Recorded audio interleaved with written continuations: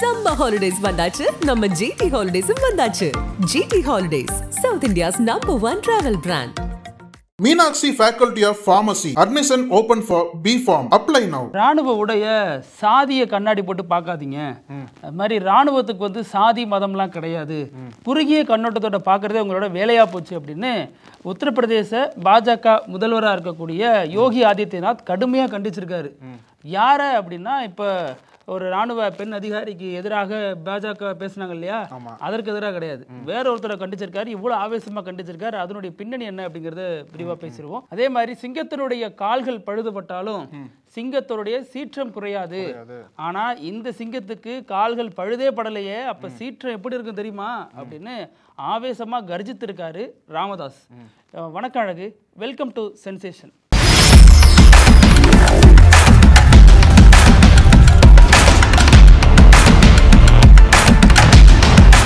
இன்னைக்கு பாமகவில் மீண்டும் ஒரு மிகப்பெரிய மோதல். இந்த மோதலுக்கு முடிவே இல்லையா அப்படின்னு தான் நம்ம சொல்லணும்.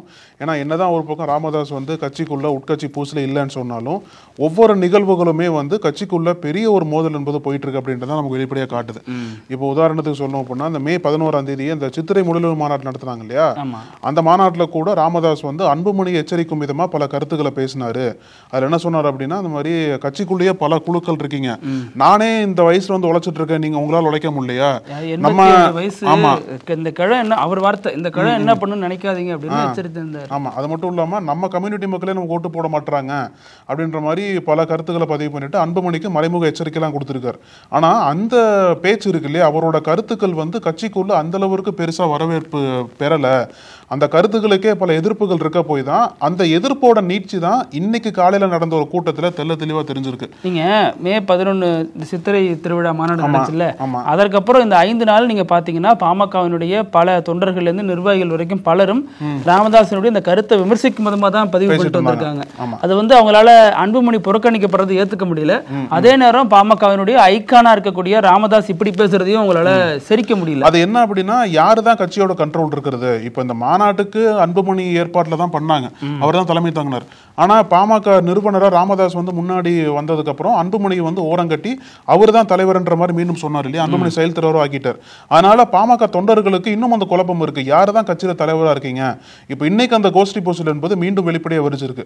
இன்னைக்கு என்ன பண்ணிருக்காங்க அப்படின்னா, அடுத்து வரக்கூடிய இந்த சட்டமன்ற தேர்தலுக்கு அந்த கூட்டணி பேச்சுவார்த்தை எல்லாம் பத்தி பேசுறதுக்காக கட்சி நிர்வாகிகள் இடத்துல ஒரு கூட்டத்தை கூப்பிட்டிருக்காரு ராமதாஸ். அந்த தைலாபுரம் தோட்டத்தில் கூட்டம் இன்னைக்கு நடைபெற்றிருக்கு, காலைல 10 மணி நடைபெற்றிருக்கு. ஒரு 215 பேருக்கு அழைப்பு போயிருக்கு போல. ஆனா அதாவது மாவட்ட செயலாளர்கள் 90 பேர் இருக்காங்க. ஆமா, அதை அடுத்து நிர்வாகிகள், கட்சியினுடைய முக்கியஸ்தர்கள் அழைப்பு போயிருக்கு.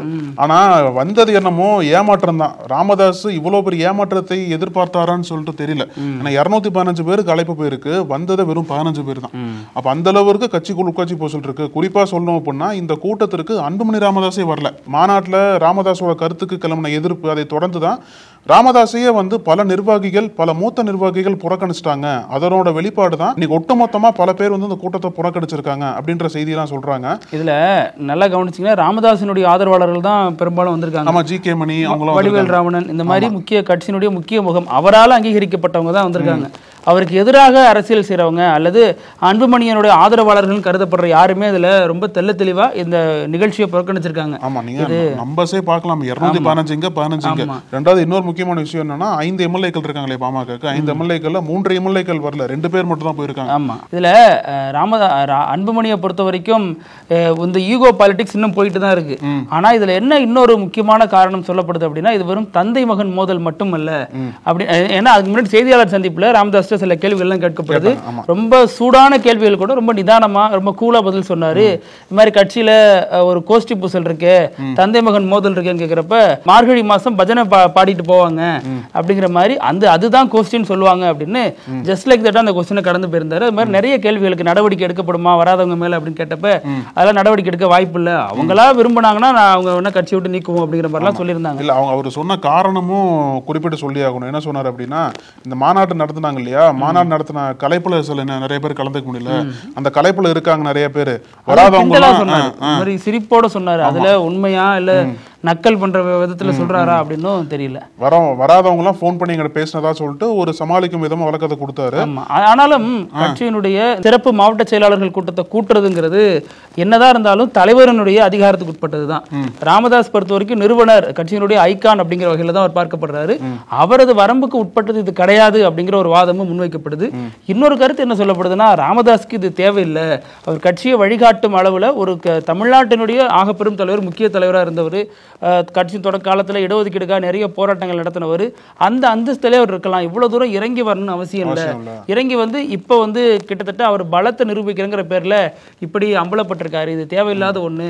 அன்புமணி தன் தந்தைன்னு பாராம இது செஞ்சிருக்க வேண்டாம்னு ரெண்டு தரப்புலையும் சொல்லிட்டு வர நேரத்துல இன்னொரு முக்கியமான கருத்து சொல்லப்படுது. இது வெறும் தந்தை மகன் மோதல் மட்டும் கிடையாது, மாமனார் மருமகள் மோதல் தான் இது, அந்த ஆங்கிளையும் இதை பார்க்கணும் அப்படிங்கிறாங்க. அதற்கு என்ன பின்னணி சொல்லப்படுது அப்படின்னா, 2024 நாடாளுமன்ற தேர்தலில் தர்மபுரியில் நின்னாங்க இல்லையா, அன்புமணியின் மனைவி சௌமியா அன்புமணி, அவங்க நின்னப்ப அவங்களுக்காக கட்சியே கிட்டத்தட்ட தர்மபுரியில் மட்டும்தான் செயல்பட்டுச்சு.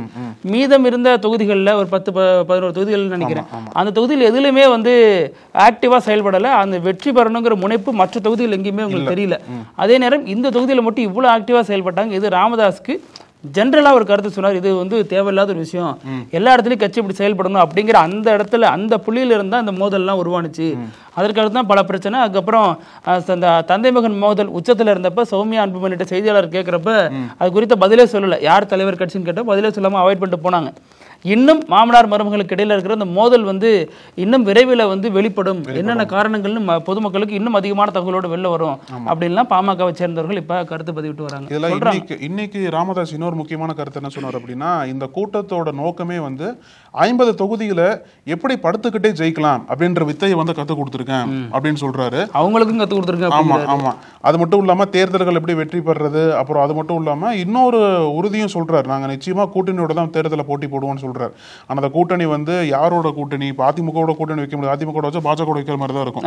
அப்ப அந்த கூட்டணிக்கு அன்புமணி ஆதரவா இருப்பானா, ராமதாஸ் ஆதரவா இருப்பாரான்னு கேட்டா அது சந்தேகம் தான்.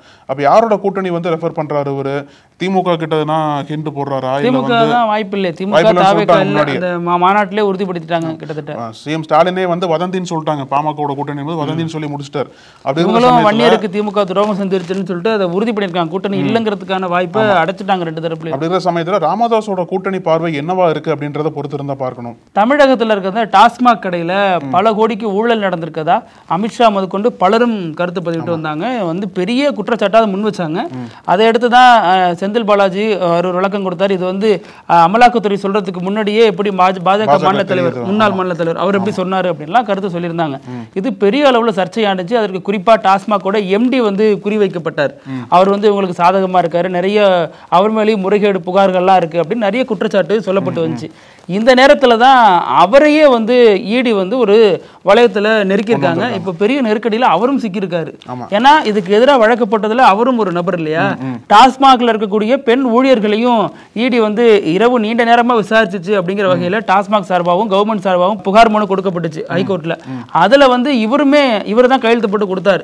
அப்பவே ஒரு பயந்தாரு அப்படின்னு தகவலும் சொல்லப்பட்டுச்சு. இருந்தாலும் இப்போதைக்கு அவரு அதற்கு பலன் கொடுக்கிற வகையில அதற்கு சந்தேக வளையத்துக்குள்ள ஈடியால நெருக்கப்பட்டிருக்காரு.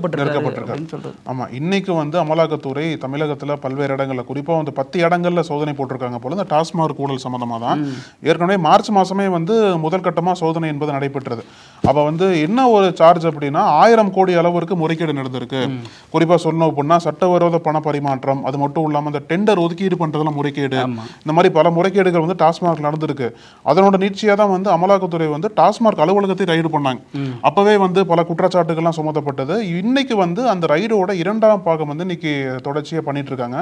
இதுல தான் நீங்க சொன்னது போல டாஸ்மாகோட எம்டி இருக்காருல்ல, விசாகன் ஐஏஎஸ், அவரை வந்து இன்னைக்கு அமலாக்கத்துறை அவங்க ரேடார்ல கொண்டு வந்திருக்காங்க. இன்னைக்கு வந்து அவங்க விசாரணைக்கு அழைச்சிட்டு போயிருக்காங்க. அவங்கள விசாரணைக்கு ஐஏஎஸ் அதிகாரியை அமலாக்கத்துறை கூட்டிட்டே போயிருக்காங்க. அது இன்னைக்கு தமிழ்நாடு முழுக்க பெரிய ஒரு ஃபிளாஷ் நியூஸா மாறி இருக்கு. அப்புறம் நீங்க அதிகாரிகள்னு சொல்றப்ப பாஜக பொறுத்த வரைக்கும் ரொம்ப தேசப்பற்று உள்ள ஒரு கட்சியா தன்னை எப்போதுமே பாஜக முன்னிறுத்தி கொள்ளும் இல்லையா. சமீபத்துல இந்தியா பாகிஸ்தான் போர் குறித்த தகவல் தகவலை வியோமிகா சிங், சோஃபியா குரேஷின்னு 2 பெண் அதிகாரிகள் தான் இந்தியாவுக்கு சொல்லிட்டு இருந்தாங்க. உலக நாடுகளுக்கும் அவங்க பிரஸ் மீட் மூலமா சொல்லிட்டு இருந்தாங்க இல்லையா. இதுல வந்து சோஃபியா குரேஷிய சமீபத்துல மத்திய பிரதேச பாஜக அமைச்சர் ஒருத்தர் கடுமையா அவர் வந்து பாகிஸ்தான் சகோதரி, தீவிரவாதிகள் சகோதரிங்கிற மாதிரி பொருள்படுற வகையில ஒரு வார்த்தையை சொல்லி பெரிய சர்ச்சையில சிக்கி உச்சநீதிமன்றமே கூப்பிட்டு வச்சு குட்டி அனுப்பியிருக்கு. அதாவது மதத்தின் அடிப்படையில வச்சு ஒரு பெரிய சர்ச்சையான கருத்து சொன்னார். ரொம்ப மோசமான கருத்து, தேச துரோக கருத்து. அது கிட்டத்தட்ட தேசத்துக்கு எதிரான ஒரு கருத்து. இது எப்படி சொல்ல முடியும் அப்படின்னு ஒரு கருத்து இருந்துச்சு. இதை அடுத்துதான் இன்னொருத்தங்க இருக்காங்க இல்லையா, வியோமிகா சிங், விங் கமாண்டர். அவங்க வந்து மறுபடியும் இவங்கள ஒரு சர்ச்சையில சிக்க வச்சிருக்காங்க. என்ன அப்படின்னா, இவங்க சோஃபியா குரேஷி மீதான விமர்சனம் இருக்கு இல்லையா, அதை நம்ம உத்தரப்பிரதேச லக்னோவில் அகிலேஷ் யாதவ் கட்சியை சேர்ந்த ராம்கோபால் யாதவ் அப்படிங்கிற ஒரு அந்த கட்சியினுடைய முக்கிய ஒரு நிர்வாகி அவர் ஒரு கருத்து சொல்றாரு. இவங்களை வந்து ஏன் வந்து இஸ்லாமியர் சொல்றாங்க அப்படின்னா, அவங்களுக்கு ஒரு ஜாதி கிடையாது.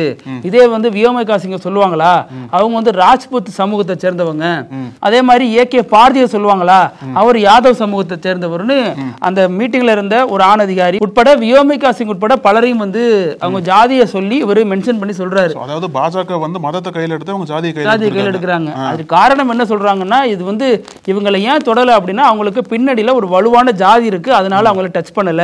இஸ்லாமியர்கள்னா ஈஸி டார்கெட், அதனால அவங்களை ஈஸியா டார்கெட் பண்ணி இதுல அடிச்சிருக்காங்க. அதனுடைய பின்னணி இதுதான் அப்படின்னு வகையில் அவர் சொல்ல போக அது ஒரு சர்ச்சை ஆயிடுச்சு. அதற்கு என்ன சொல்றாரு யூபி முதல்வர் யோகி ஆதித்யநாத், மாப்பி அமைச்சர் பேசுறப்பல எங்க இருந்தாரு என்ன பண்ணாருன்னு தெரியல. இதற்கு கொதிச்சு வந்து சொல்றாரு, நம்ம ஓப்பனிங்ல சொன்ன மாதிரி சாதி கண்ணாடி போட்டுலாம் ராணுவ உடைய பார்க்காதீங்க, அவங்க வந்து ஜாதி மதத்துக்கு அப்பாற்பட்டவங்க, குறுகிய கண்ணோட்டத்துல பார்க்காதீங்க, இது மோசமான ஒரு பார்வை, தேசப்பற்ற கூட நீங்க வித்துருவீங்க அப்படின்லாம் கொந்தளிச்சிருக்காரு. கொஞ்ச நாளைக்கு முன்னாடி தான் உங்க கட்சிக்காரு பிஜேபி காரர் சொன்னாரு. அதுக்கு என்ன கருத்து அப்படின்னா, சாதாரண ஆள் இல்ல, அமைச்சர். இவரு கட்சியில இருக்கக்கூடிய ஒரு நிர்வாகி. இவர் சொன்னது விமர்சனத்துக்குரியதான், அது விமர்சிக்கப்பட வேண்டியதுதான். ஆனா இவர் சொன்ன நோக்கம்னு அவங்க ஒரு காரணம் சொல்றாங்க. அதே சமயம் உத்தரப்பிரதேச முதல்வர் வந்து திடீர்னு இதுக்கு ரியாக்ட் பண்றது, அதற்கு ரியாக்ட் பண்ணாம அமைதியா இருந்ததையும் கோத்து பேசி இணையங்கள்ல விமர்சிச்சுட்டு வராங்க. இல்ல நீங்க சொன்னது போல சமாஜ்வாதி கட்சிக்காரன் சொல்றது தப்பான கருத்து தான். ஆனா அதோட ஆபத்தான கருத்து வந்து பாஜக அமைச்சர் சொன்னது. அப்ப வந்து யோகி ஆதித்யநாத் என்ன பண்ணாருன்னு சொல்லிட்டு யாருக்கும் தெரியல. சமாஜ்வாதி சொன்னதுக்கு அப்புறம் திடீர்னு வந்து பொங்கி வெளில பேசியிருக்காரு. அவர் சொன்ன கருத்துக்கு கவுண்டர் கொடுக்க போறேன்னு தானே இவர் சொல்றாரு. அவர் சொல்ல முதல்ல அவரெல்லாம் கண்டிக்கணும். இப்ப அதே மாதிரி நம்ம தமிழக பாஜக பொறுத்த அளவுல பாமகக்குள்ள எப்படி உட்கட்சி பூசல் போயிட்டு இருக்கோ, அதே மாதிரி பாஜகக்குள்ளேயும் உட்கட்சி பூசல் அதிகமா போயிட்டு இருக்கா அப்படின்ற மாதிரி ஒரு கேள்வி எழுந்திருக்கு. என்ன அப்படின்னா, இருந்தா பூசல் ஒண்ணு இருக்கதானே செய்யும். காங்கிரஸ் அளவுக்கு பூசல் இல்ல, ஆனா இந்த பாஜகல இப்ப ஒரு புதிய பூசல் வந்திருக்கு. புதிய ஒரு குற்றச்சாட்டு, ஒரு சர்ச்சைன்னு கூட சொல்லலாம். என்ன அப்படின்னா, முன்னாள் பாஜக மாநில தலைவராக இருந்தார் இல்லையா, அவர் மீது என்ன ஒரு சார்ஜ் வைக்கிறாங்க அப்படின்னா, நயினா நாகேந்திரன் வந்ததுக்கு அப்புறம் எந்த கூட்டத்திலையும் பங்கேற்க மாட்டார். அவரை தொடர்ந்து ஒதுங்கியே போயிட்டு இருக்காரு. அவருக்கு வந்து ஒரு பெரிய மன வருத்தம் இருக்கு. அதாவது கடந்த ஒரு 3 ஆண்டுகளா நான் தான் கட்சியை வந்து கட்டுக்கோப்பா வச்சு தமிழ்நாட்டில் கட்சியை வந்து நல்லா வளர்த்தி விட்டுருக்கேன். இப்போ திடீர்னு எங்கிட்ட தலைவர் பதவி பிடிங்கிட்டா எப்படி எனக்கு சரியா இருக்கும், அந்த வருத்தத்தில் வந்து தொடர்ந்து பல கூட்டங்களை புறக்கணிக்கிறாரு. சமீபத்தில் கூட ஆபரேஷன் சிந்தூர் வெற்றி விழா வந்து பேரணி பண்ணாங்கல்ல சென்னையில், அந்த ஒரு பேரணியில் கூட முன்னாள் பாஜக மாநில தலைவர் கலந்துக்கல. அப்படி இருக்கிற சமயத்தில் தான் பல யூகங்கள் இதில் வந்து கிளம்பி இருக்கு. என்ன சொல்றாங்கன்னா, அவர் என்ன கருத்து வைக்கிறார் அப்படின்னா, நான் இப்பதாங்க சந்தோஷமா இருக்கும்போது விவசாயம் எல்லாம் பார்த்துட்டு இருக்கேன், இப்பதான் அம்மா அப்பாவோட உட்காந்து ஒரு வேளை சாப்பாடு சாப்பிட்றேன், குழந்தைகளை ஒரு தந்தையாகவும் ஒரு தகப்பனாகவும் நான் வந்து இருக்கிற ஒரு மகனாகவும் உணர்றேன் அப்படின்னு பல விஷயங்களை சொல்லிட்டு இருக்காரு. நான் வந்து இப்போ பாஜகவோட அடிப்படை நிர்வாகி அப்படின்ற மாதிரி பல கருத்துக்களை சொன்னாலும், இந்த பக்கம் என்ன சொல்றாங்க அப்படின்னா, இல்ல அவர் வந்து பெரிய மன வருத்தத்தில் இருக்காரு, அவர் வந்து தலைவர் பதவியிலிருந்து நீக்கினது வந்து இன்னும் அவரால் ஏத்துக்க முடியல, அது மட்டும் இல்லாம இன்னும் ஒரு பெரிய பதவி எதிர்பார்த்து இருக்காரு. இப்போ எல்முருகன் ஆக்குனாங்களா மத்திய இணையமைச்சரா, அது மாதிரி ஏதோ ஒரு போஸ்டிங் கொடுத்தா மட்டும் தான் கட்சியில் இருக்க போறாரு. அப்படி எதுவுமே கொடுக்கல அப்படின்னா, இவரும் கூடிய விரைவில் கட்சியில் இருந்து பிரிஞ்சு வந்து இன்னொரு புதிய கட்சி ஆரம்பிக்க போறாருன்னு சொல்லிட்டு இன்னொரு கருத்து நிலவிட்டு இருக்கு. அவரும் என்ன சொல்றாருன்னா, இந்த பிரதமர்லாம் இப்ப சொல்றது இல்ல, நரேந்திர மோடிக்கு தான் நான் உண்மையான தொண்டனா இருக்கேன். அவரு வந்து இப்போ வந்து அதுக்கான சூழல் அமையும் பொழுது கட்சியில நாங்க முன்னின்று மறுபடியும் களப்பணியாற்றுவோம், இப்ப சொல்ற சில வேலைகள்லாம் செஞ்சுட்டு இருக்கேன் அப்படின்னு பட்டும் படாம பூசியும் பூசாம பதில சொல்லிட்டு போயிருக்காரு செய்தியாளர் சந்திப்பு. ஏற்கனவே ராஜ்யசபா எம்பி சீட் எதிர்பார்த்தாங்க போல, இப்போ அதுக்கு பாஜக நோட் சொல்லிட்டாங்க. இப்ப அடுத்து வரக்கூடிய நாட்கள்ல இவரோட அந்த போக்கு, இவரோட அந்த அரசியல் பார்வை என்பது ஏற்கனவே இங்க பிக்ஸ் ஆன அதிமுக பாஜக கூட்டணிக்குள்ள விரிசலை ஏற்படுத்துமா? ஏன்னா இவருக்குன்னு ஒரு தனி ரசிகர் பட்டாலும் ஏற்படுத்தாதான் நினைக்கிறேன் அதிமுக. ஏன்னா சமீபத்தில் கூட எடப்பாடியோட பிறந்த நாளுக்கு அண்ணன் சொல்லிட்டு மென்ஷன் பண்ணி போட்டிருந்தாரு. நமக்கு ஏன் பிரச்சனை, நம்மளே வெளில வந்துட்டோம், இனிமே அனுசரிச்சு போவோம் அப்படிங்கிற அந்த ஒரு யுக்தியை கையில் எடுத்துட்டதாகவும் சொல்லப்படுது. ஆனா இவர் ஏத்துக்கிட்டாரு. ஆனா இவருக்கு பின்னாடி இந்த நிர்வாகிகள், இவரையே வழி தொடர்ந்து வந்த தொண்டர்கள் வந்து ஏத்துக்குவாங்களா? அவங்களே மாறிட்டாங்களே. இப்ப அமர் பிரசாத் ரெட்டி போன்றவர்கள்லாம் நயினார் நாகேந்திரனுடைய தீவிர விசுவாசியா மாறிட்டாங்க. ஆமா, இப்போ அந்த அதிமுக கூட்டணி பிடிக்காம இருக்க போய் தான் அவர் வந்து ஒதுங்கி இருக்காருன்னு சொல்லிட்டு சொன்னாலும் இவரோட நடவடிக்கை எப்படி இருக்க போகுது? என்னதான் வெளிப்படையில வந்து பல பேச்சுகள் பேசி இந்த மாதிரி கட்சியோட தான் இருக்கேன், ஆனா என்ன சொல்றாங்க அப்படின்னா வெளிப்படையில பேசுறாருங்க, ஆனா உள்ள வந்து ரொம்ப சந்தோஷமா கிடையாது, அவருக்குன்னு உரிய அங்கீகாரம் கொடுக்கப்படல அப்படின்னா விரைவில் இன்னொரு புதிய கட்சி ஆரம்பமாகும் அப்படின்லாம் சொல்றாங்க. புதிய கட்சி ஆரம்பிச்சு என்ன பண்ண போற, விஜயோட கூட்டணி வைக்க போறாருன்னு சொல்றாங்க. அது ஒரு பெரிய கதை, அது தனியா போயிட்டு இருக்கு. அப்புறம் நீங்க இந்த பேரணி பாஜக அதுன்னு சொல்றப்ப எனக்கு இன்னொரு விஷயமும் ஞாபகத்துக்கு வருது.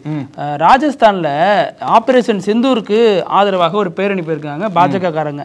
அதுல அந்த பாஜக ராஜஸ்தான் பாஜகவை சேர்ந்த பல்முகுந்த் ஆச்சாரியா அப்படிங்கிற நபரும் பேரணி போயிருக்காரு. அவர் வந்து எம்எல்ஏவா இருக்காரு. அவர் வந்து என்ன பண்ணிருக்காரு, தேசிய கொடியை தோல்ல போட்டு வழக்கம் போல பேரணி போயிருக்காரு. ஏன்னா ராணுவத்துக்கு நம்ம மரியாதை கொடுக்கணுங்கிற அடிப்படையில் செஞ்சிருக்காரு. போற போக்குல அடிக்கிற வெயில்ல ராஜஸ்தான்ல சொல்ல வேணும், பாலைவனம் எல்லாம் இருக்கு. அவர் என்ன பண்ணிருக்காரு, அந்த தேசிய கொடி எடுத்து மூஞ்சில தொடச்சிருக்காரு. இது கரெக்டா வீடியோல மாட்டிடுச்சு, பெரிய அளவுல சர்ச்சையாயிடுச்சு. ஏன்பா இதான் உங்க தேசப்பற்றா, தேசிய கொடி எப்படிதான் பயன்படுத்துவீங்களா அப்படின்னு கடுமையான கண்டனங்கள் எழுந்துச்சு. அதுக்கப்புறம் அவங்க தரப்புல வந்து இல்ல தேசிய கொடியில் தெரியாம தொடச்சிட்டாரு, அதுக்கப்புறம் இந்த வீடியோ முழுசா பாருங்க, கட்சி பச்சு தொடப்பாரு அப்படின்லாம் சொன்னாங்க. அப்படிப்பட்ட நபர், மறந்து செய்யக்கூடிய நபர் வந்து தேசிய கொடி எதற்காக இப்படி பயன்படுத்தணும், அதனுடைய புனிதத்தை அவர் கெடுத்துட்டாரு அப்படிங்கிற குரல்களும் ஓங்கி ஒலிக்க தொடங்கி. ஆமா, இந்த குற்றச்சாட்டு வந்து பெருசா வைக்கிறது காங்கிரஸ் தான் வச்சிருக்காங்க இப்போ. ஆனா இப்ப அதே காங்கிரஸ் இன்னொரு பெரிய ஒரு கலகம் என்பது வந்திருக்கு. கலகம் இல்லாட்டியும் காங்கிரஸ் ஆமா, இப்ப என்ன சொல்றாங்க அப்படின்னா காங்கிரஸோட எதிர்காலம் என்ன, இந்தியா கூட்டணியோட எதிர்காலம் என்ன அப்படின்ற ஒரு வாதம் கிளம்பி இருக்கு. நம்ம தொடர்ந்து இந்த நிகழ்ச்சியில பேசிட்டே வரும். இந்தியா கூட்டணி எதிர்காலம் எப்படி இருக்க போதுன்னா தொடர்ந்து பல தேர்தல்களை தோத்துட்டே வராங்க. இந்தியா கூட்டணி தலைவர்களே வந்து என்ன சொல்றாங்க அப்படின்னா இந்த கூட்டணி வந்து நாடாளுமன்ற தேர்தலுக்கு மட்டும்தான், சட்டசபை தேர்தலாம் பொருந்தான்னு சொல்லிட்டு அவங்களே ஒரு மறுப்பு தெரிவிக்கிறாங்க. இந்தியா கூட்டணி தமிழ்நாட்டில் மட்டும்தான் இன்னமும் ஸ்ட்ராங்கா இருக்கு போல. இப்போ காங்கிரஸோட மூத்த தலைவராக இருக்கக்கூடிய ப. சிதம்பரம் அவர் என்ன சொல்றாரு அப்படின்னா பாஜகவை ஒரு வலுவான ஒரு அமைப்பா இருக்கு. அதாவது என்ன சொல்றாருன்னா என்னோட அரசியல் அனுபவத்தில இருந்து பார்த்த வரைக்கும் சொல்றேன், பாஜக மாதிரி ஒரு வலுவான கட்சியை வந்து நான் பார்த்ததே கிடையாது. எந்த அளவுக்கு வலுவா இருக்காங்க அப்படின்னா தேர்தல் ஆணையத்திலிருந்து கீழே அடிப்படையில் ஒரு போலீஸ் ஸ்டேஷன் வரைக்கும் அவங்க ஆதிக்கம் செலுத்துறாங்க. அந்த அளவுக்கு வலுவா இருக்காங்க. இந்த மாதிரி ஒரு வலுவான கட்சியை எதிர்த்து நம்ம அரசியல் பண்ணோம் அப்படின்னா இந்தியா கூட்டணியோட எதிர்காலம் என்பது பெரிய கேள்விக்குறியா தான் இருக்கு. அந்த அளவுக்கு பிரகாசமா இல்லைன்னு சொல்லிட்டு ஒரு ஓப்பனா போட்டு அடிக்கிறார். எங்க நடந்தது அப்படின்னா காங்கிரஸ் தலைவர் சல்மான் குர்ஷித் இருக்காரு இல்லையா, அவர் ஒரு புத்தகம் எழுதியிருக்காரு போல. அந்த புத்தக வெளியீட்டு விழால ப. சிதம்பரம் இப்படி மனக்குமுறல குற்றார். காங்கிரஸோட எதிர்காலமே கேள்விக்குறிதான், இந்தியா கூட்டணிக்கு பிரகாசமே இல்லை, பாஜக மாதிரி ஒரு வலுவான எதிர்க்கணும் அப்படின்னா இன்னும் நம்மள்ட்ட நேரம் இருக்கு, ஆனா அந்த நேரத்தை பயன்படுத்தி நம்ம மீண்டு வரணும். அப்படி இல்லை அப்படின்னா நம்மளால வந்து அந்த அளவுக்கு அரசியல் பண்ண முடியாது அப்படின்றது ஓப்பனா அடிக்கிறாரு. அதை பாஜக காரங்க குடிச்சிட்டாங்க. சிதம்பரம் தான் கரெக்டா ப்ரெடிக்ட் பண்றாரு, காங்கிரஸுக்கு அழிவுதான் இனிமேல்னு சொல்லிட்டு அவங்க ஒரு பக்கம் ட்வீட் பண்ணிட்டு வராங்க. இந்தியா கூட்டணி இருக்கா இல்லையானே தெரியலன்னு சிதம்பரம் பேசியிருக்காரு. ரெண்டாவது இது வந்து சுய பரிசோதனை தானே, கட்சி இந்த நிலைமையில இருக்குங்கிறது ஒரு எச்சரிக்கை தானே, ஒரு மூத்த தலைவருங்கிற அடிப்படையில் ஒரு பொது இடத்துல அவர் சொல்றதுதான் கட்சி இருக்கக்கூடிய மற்ற தொண்டர்கள் நிர்வாகிகளுக்கு ஒரு ஒரு எச்சரிக்கை உணர்வு ஏற்படுத்தும். அதை அடுத்து தான் அவங்க தேர்தலுக்கு களப்பணியாற்றுவாங்கன்னு ஒரு வருஷம் நேரத்தில் அவர் இதை சொல்றது சரி அப்படிங்கிறது காங்கிரஸ் தரப்பை சேர்ந்த நம்ம தமிழ்நாட்டு காங்கிரஸ் சேர்ந்த ஒரு கருத்தாகவும் இல்ல. சல்மான் குர்ஷிதே அதை ஏத்துக்கிறாரு. என்ன சொல்றாரு அப்படின்னா இந்தியா கூட்டணி வந்து இடஒதுக்கீடு பண்றதாகட்டும் தேர்தல் வெற்றிக்காக மட்டும் தான் பேசிட்டு இருக்காங்க, ஆனா அதையும் தாண்டி இந்தியா கூட்டணிக்கு ஒரு அரசியல் நோக்கம் என்பது இருக்கு. அந்த நோக்கத்தை யாருமே என்ன புரிஞ்சுக்கல. அதை புரிஞ்சுக்கிட்டா மட்டும்தான் இந்தியா கூட்டணி தொடர்ந்து நீண்ட நாட்கள் பயணிக்கும். வெறுமனே தேர்தல் வெற்றி பெறுறது இடஒதுக்கீடு பண்றது மட்டும் நம்மளால இது கிடையாது. அப்படி தொடர்ந்து பண்ணிட்டே இருந்தோம் அப்படின்னா இன்னும் தோல்விதான் வரும்னு சொல்லிட்டு அவரு ஒரு கருத்து வைக்கிறார். இது நம்ம சொன்னது போல சிதம்பரம் ஒரு எச்சரிக்கை கொடுத்திருக்காரு. இனி அடுத்த நாடாளுமன்ற தேர்தல் ஒரு 4 வருஷம் இருக்கு. இனி அடுத்து நம்ம தமிழ்நாட்டில் தேர்தல், இந்த ஆண்டு இறுதியில் பீகார்ல தேர்தல் நடக்க போகுது. அதுக்குள்ள இந்தியா கூட்டணி அவங்களோட உள்ள இருக்கக்கூடிய பிரச்சனைகளை சரி பண்ணி மீண்டும் வந்தாங்க அப்படின்னா பாஜகவுக்கு நல்ல டஃப் ஃபைட் கொடுக்க முடியும்னு சொல்றாங்க. நிகழ்ச்சியினுடைய கடைசி பகுதி இப்படி எல்லாமா நடக்கும் அப்படின்னு சமீபத்தில் பல செய்திகள் வந்து சொல்லப்பட்டுச்சு. எனக்கு இந்த 10th ரிசல்ட் சிபிஎஸ்இ ரிசல்ட் ஒட்டி பலரும் வந்து பாஸ் ஆயிருக்காங்க, பலர் வந்து ஃபெயில் ஆயிருக்காங்க. பாஸ் ஆனவங்க ஸ்வீட் எடுத்து கொண்டாடினாங்க, ஃபெயில் ஆன பலர் வந்து பெற்றோரே ஸ்வீட் கொடுத்து இப்படிலாம் கவலைப்படாதப்பா நல்லா இருக்கும் கொண்டாடினாங்க. ஸோ இதில் தான் மகாராஷ்டிராவில் சிவம் பக்மாரே அப்படின்னு ஒரு 10th ரிசல்ட் வந்த ஒரு பையன் சமீபத்தில் கொண்டாடி இருக்காப்புல. கண்ணாப்புலன்னு ஸ்வீட்லாம் கொடுத்து என்ஜாய் பண்ணியிருக்காப்புல எல்லாரும். அதுதான் கூப்பிட்டு தம்பி என்ன மார்க்குப்பா பாஸ் ஆனியான்னு கேட்குறப்ப நான் ஜஸ்ட் பாஸ் எல்லாத்துலேயும் 35% எடுத்துட்டேன், நான் அதெல்லாம் பாஸ் ஆகும்னு நினச்சே பார்க்கல, ஜஸ்ட் பாஸ் ஆகிட்டேன்னு சொல்லிட்டு ஸ்வீட் கொடுத்து பயங்கரமாக கொண்டாடிட்டு இருந்திருக்காரு. இதை பார்த்து பாதி பேர் ஷாக் ஆகிட்டாங்க. ஏன்னா பாஸ் ஆனதுக்குலாம் எவ்வளோ பெரிய ஸ்வீட் கொடுக்குறேன் தெரியுமா? அந்த பையன் சில பேர் பேருக்கு வந்து பாஸ் ஆயிருன்னு சொல்லிட்டு உறுதியா தெரியும், சில பேருக்கு ஃபெயில் ஆயிருன்னு உறுதியா தெரியும். ஆனா ஃபெயில் ஆயிரும் பயத்துல ஜஸ்ட் பாஸ் ஆவாங்கல்ல, அவங்களுக்கு தான் பெரிய கொண்டாட்டமே. ஸோ அந்த பையனை பொறுத்த வரைக்கும் அவர் வந்து தவற உணர்ந்து தான் சொல்கிறேன், நான் வந்து சரியாக படிக்கல, அதனால இந்த மார்க் எடுத்துட்டேன், இனிமொரு முறையில் நல்லா படிப்பேன், நல்ல வேளை நான் பாஸ் ஆகிட்டேன் அப்படிங்கிற கொண்டாட்டத்தில் அவர் சொல்கிறாரு. இன்னொரு தரப்பில் நம்ம இப்போ நிறைய செய்திகள்லாம் பார்க்குறோம் இல்லையா, ஸ்டூடெண்ட் ஃபெயில் ஆகிட்டாரு, உங்கள் பேரண்ட் வந்து ஸ்வீட் கொடுத்து பரவாயில்லப்பா தேடி வந்துடுவா, அடுத்த தடவை முன்னேறிவா அப்படிங்கிறது, இதெல்லாம் ஒரு நல்ல ஒரு பாசிட்டிவ் சைனாக இருக்கிறது ஒரு பக்கம். இன்னொரு பக்கம் இதையே வந்து ஒரு ட்ரெண்டாகவும் மாற்றிட்டு இருக்காங்க. ஃபெயில் ஆகிட்டோங்கிற ஒரு சின்ன ஒரு கவலை இருந்தால் தானே அந்த பிள்ளை அடுத்த கட்டத்துக்கு படிக்கும், அதே நேரம் பிள்ளைய போட்டு நெருக்கடியும் கொடுக்க வேணாம் அப்படிங்கிற ஒரு கருத்தும் முன்வைக்கப்பட்டு வருது. யூஸ்வலா அது வந்து தோல்வின்னு ஏத்துக்காம அது ஒரு பாடம் எடுத்து அடுத்த கட்டத்துக்கு போறதா பார்க்கணும். சரியா, அதுதான் சரியான அணுகுமுறையா இருக்கும். இதே மாதிரி நாளைக்கும் நிறைய செய்திகளோட சந்திக்கலாம். அழகு, நன்றி. தொடர்ந்து பேசலாம் பிருத்திவி. நன்றி. நக்கீரன் டிவிக்கு சப்ஸ்கிரைப் செய்யுங்கள். உங்கள் ஆதரவே எங்கள் பலம். ஆசிரியர்களுக்கு நண்பனாகவும் மாணவர்களுக்கு ஆசானாகவும் திகழும் தேர்வு வழிகாட்டி. ஒவ்வொரு பாடத்திற்கும் அனுபவமிக்க ஆசிரியர்களின் துல்லியமான தெளிவான விடைகள். CNC இருக்கு, தேர்வு பயம் எதற்கு? இது தீரன் பப்ளிஷிங் ஹவுஸ் விற்பனை வெளியீடு.